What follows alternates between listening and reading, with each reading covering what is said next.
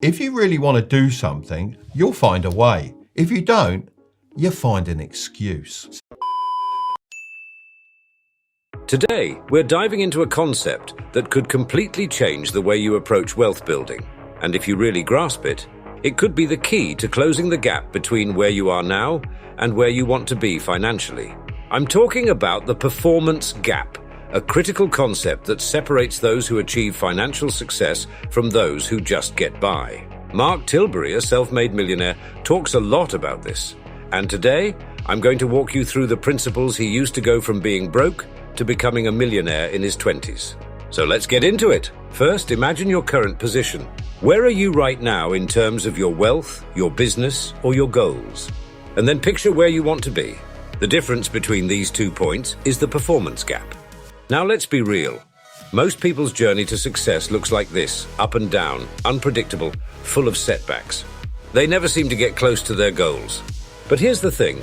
Those who become millionaires have one thing in common. They're obsessed with closing that gap. They focus on staying the course, even when the road is tough. And they keep pushing forward. Mark's path wasn't perfect either. He didn't have fancy degrees, he wasn't born into wealth, and he wasn't a prodigy. In fact, he even got bullied at his first job. But what made the difference for him was his determination to bridge that gap as quickly as possible, no matter what. To help you understand this, Mark suggests an exercise. Grab a pen and draw a Venn diagram with 3 circles. In the first circle, write down the things you love to do. For example, maybe you love playing sports, traveling, or helping people. In the second circle, write down the things you are good at. These are the skills you've developed over the years, whether it's designing things, building systems, or managing projects. Finally, in the third circle, write down the things that people will pay you a lot for. This could be anything from consulting to building websites to teaching others. Now, the key here is to find the overlap of all 3 circles. This is your value zone, where your passion, skills, and market demand align.